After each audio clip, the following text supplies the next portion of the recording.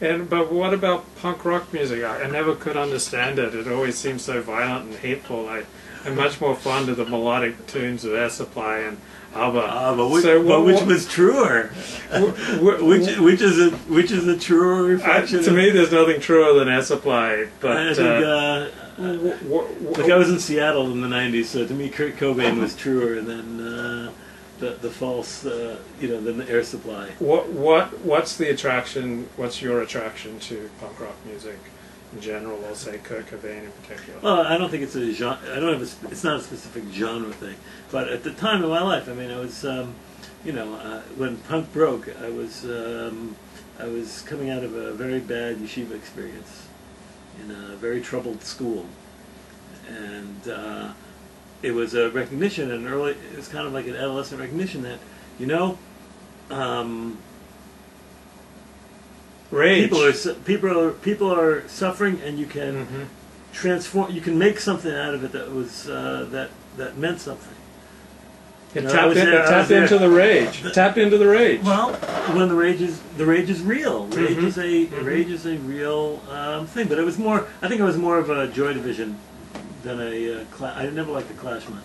It was more the sort of the Joy Division Smiths that. What did you like about Joy Division? Well, I mean, the guy.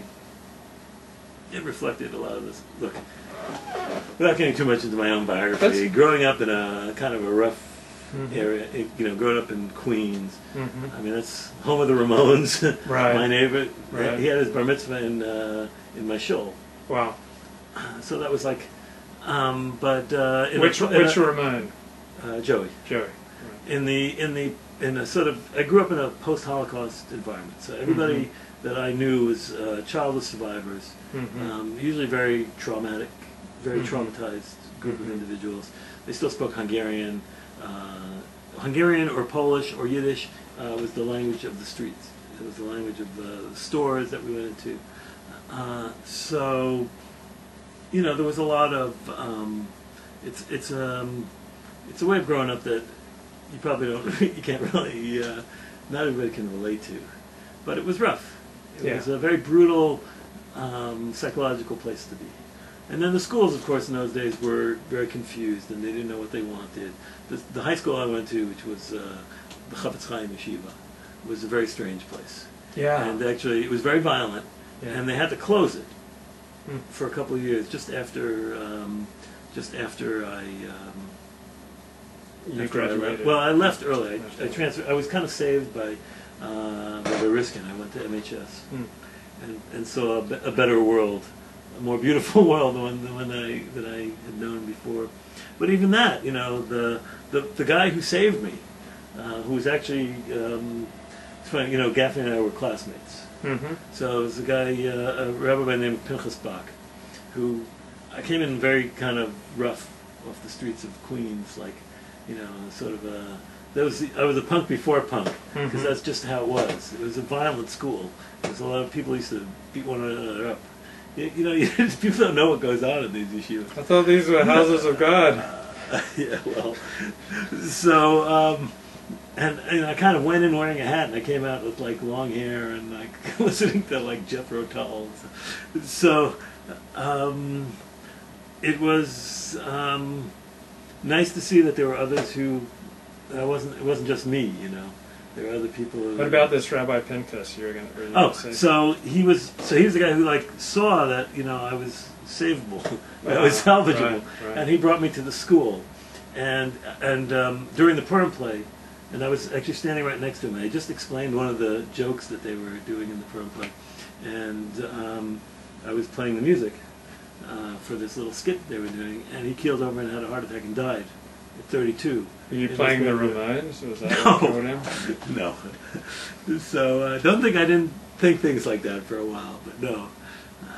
So he had an arrhythmia, and so it was like it's kind of one thing after another, and then I went off to Israel, and you know about that. What were these poetry slams that you organized in Jerusalem? What is a poetry slam? Oh, we're changing subjects? Yeah. Well, it was my attempt to transform something from that I thought was good in the punk ethos, to take it to the community. So I had lived in Seattle before going to Israel. I did my medical training there in transplant, and then made Aliyah, moved to Israel, where I worked at Hadassah. But the beautiful thing about Seattle in the '90s, so again, that was the rebirth of it was like the second wave of punk in a more poetic fashion. So I think this was actually where I felt more at home. So this was the Kurt Cobain era, who I definitely felt a great deal of sympathy for.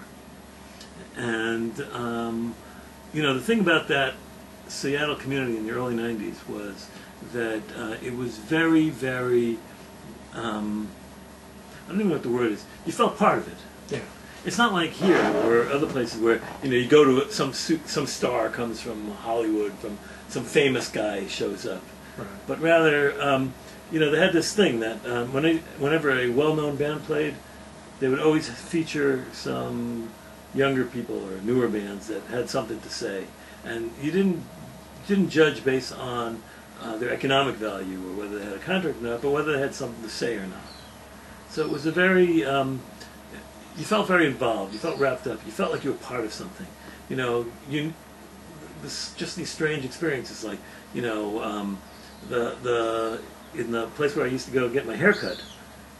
I was at a concert and I saw that one of the woman who was working there was the lead singer of a band. I got to see it. I had no idea. So that kind of sense that you were part of a artistic creation, and of an artistic community. Yeah.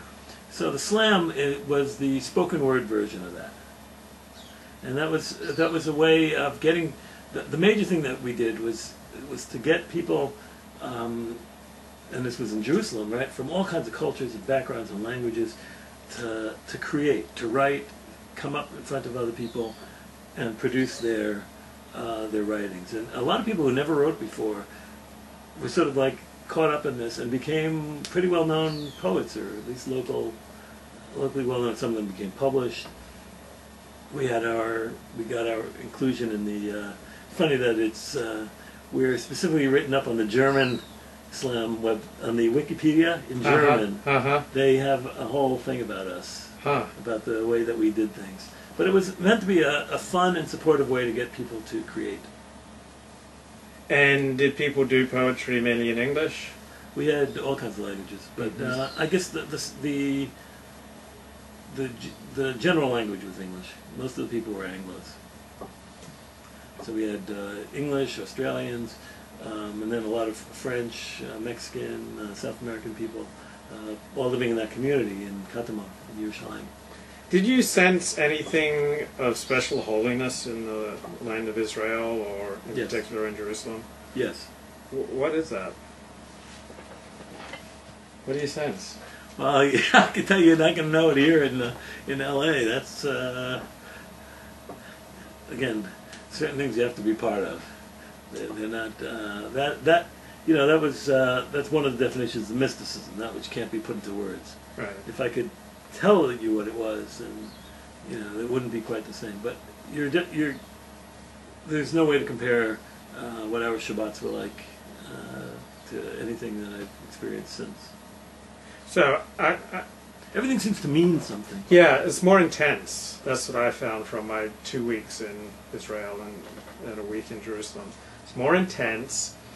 You're rooted much more to history because you're walking in the footsteps of King David and King Solomon and everybody else. the destruction of the first temple, the destruction of the second temple, the Mount of Olives where Jesus walked, and the whole new religion started off. There's the Dome of the Rock there, which is a big deal in Islam. I went there. I know you're perhaps not supposed to, but I went to the Dome of the Rock and I visited and I went down and I was fascinated. But there's so much history that's part of it, and there's an intensity to it, and there's a passion that seems to be lacking in many Californians. And there's this, you feel that life has meaning. It's just when you're surrounded by people who believe that life has meaning, and that their lives have significance, and that their every deed has a significance, that rubs off